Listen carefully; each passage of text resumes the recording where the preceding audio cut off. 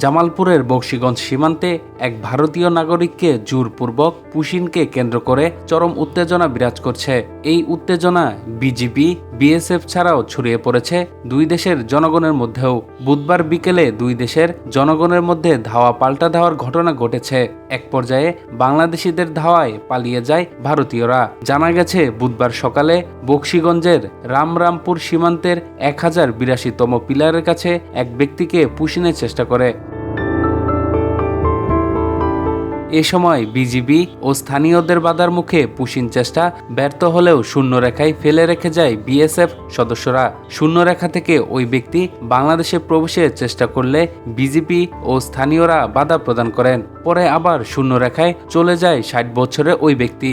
এ নিয়ে BGB, BSF এর মধ্যে পতাকা বৈঠক হলেও কোনো পক্ষই ওই ব্যক্তিকে নিতে রাজি হননি। এরপর থেকে স্থানীয়দের মধ্যে উত্তেজনা আরও বাড়তে থাকে। এক পর্যায়ে দুই দেশের জনগণের মধ্যে উত্তেজনা ছড়িয়ে পড়ে। বিকালে কাঁটাতারের বেড়া ভেদ করে ধাওয়া পাল্টা ধাওয়া শুরু হয় দুই দেশের জনগণের মধ্যে। এক পর্যায়ে ধাওয়া খেয়ে পালিয়ে যায় ভারতীয়রা। স্থানীয়রা জানান, ভারতের বিএসএফ প্রতিনিয়ত পুশিনের চেষ্টা করছে।